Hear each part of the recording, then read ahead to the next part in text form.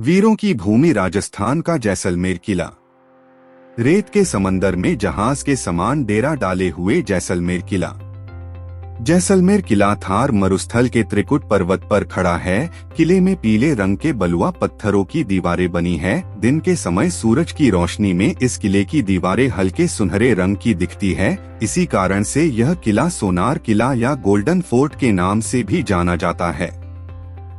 राजस्थान के प्रसिद्ध मरू शहर में जैसलमेर किले की स्थापना 1156 में भाटी राजा जैसल ने की थी। जैसलमेर शहर जो नक्काशीदार हवेलियों, गलियों, प्राचीन जैन मंदिरों, मेलों और उत्सवों के लिए प्रसिद्ध है। निकट ही समगांव में रेत के टीलों का पर्यटन की दृष्टि से विशेष महत्व है।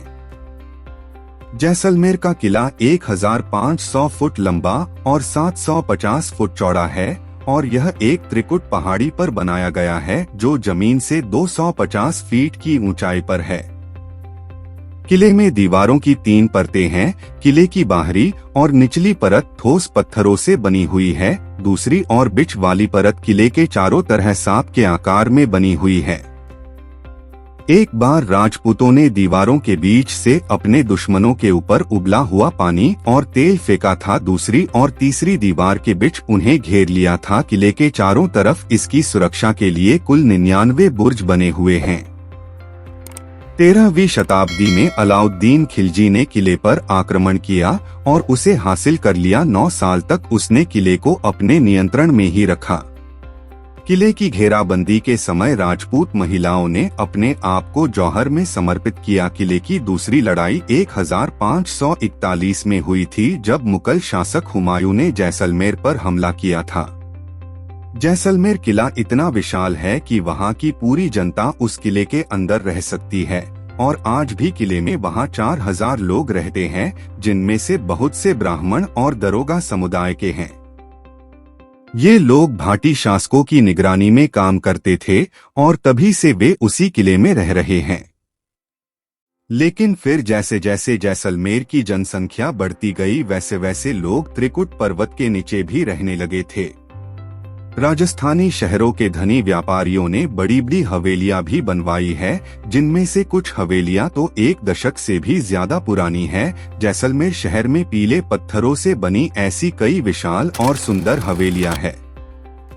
इसमें से कुछ हवेलियों में बहुत सी मंजिलें और अनगिनत कमरे भी हैं। साथ ही हवेलियों की खिड़कियों को भी राजेशाही अंदाज में सजाया गया है और बालकनी और दरवाजों पर भी विशेष और मनमोहक कलाकृतियां की गई है।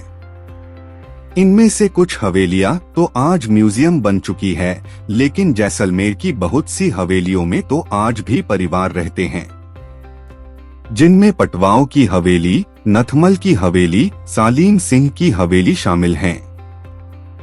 कहा जाता है कि भारत में आपको बहुत ही कम फोर्ट मिलेंगे जहां आपको एक साथ राजपूताना और इस्लामी शैली एक साथ दिख जाए, लेकिन अगर आपको सच में इस तरह की वास्तुकला देखनी है तो आपको एक बार जैसलमेर फोर्ट जरूर आना चाहिए। पर्यटकों के लिए यह खास आकर्षण का केंद्र इस शहर की हवेलियों में सबसे महत्वपूर्ण पटवों की हवेली है, जो वास्तुकला का एक दिलचस्प नमूना है। यह जैसलमेर शहर में बनी सबसे पहली हवेली थी और दूसरी यह कि यह एक हवेली नहीं बल्कि 5 छोटी छोटी हवेलियों का समूह है, जिसे पटवा हवेली कहा जाता है।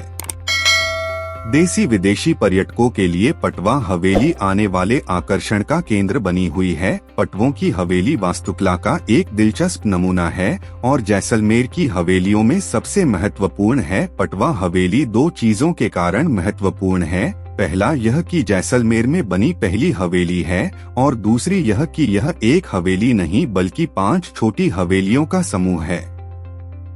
इन सभी हवेलियों में से पहली हवेलियों का निर्माण 1805 में गुमान चंद पटवा द्वारा किया गया था। जैसलमेर किले और यहाँ के रेगिस्तान में कई फिल्मों की शूटिंग हो चुकी है। इसके अलावा जैसलमेर किले पर कई फिल्में भी बनी हैं। जैसलमेर का किला दुनिया का सबसे बड़ा रेगिस्तान में बना किला है। साथ ही यह राजस्थान का दूसरा सबसे पुराना किला भी है। जैसलमेर किला राजस्थान का दूसरा सबसे बड़ा लिविंग फोर्ट है।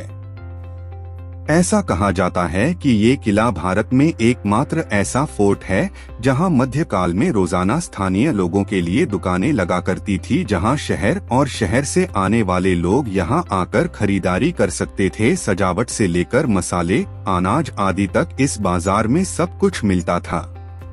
जैसलमेर का यह भव्य किला इतिहास की कई बड़ी लड़ाइयों का भी गवाह बन चुका है। इस विशाल किला ने आजादी के बाद साल 1965 से 1971 के बीच हुए भारत पाक के युद्ध में भी लाखों लोगों को संरक्षण देकर अपनी महत्वपूर्ण भूमिका निभाई थी। यह किला यूनेस्को की विश्व धरोहर सूची में शामिल है।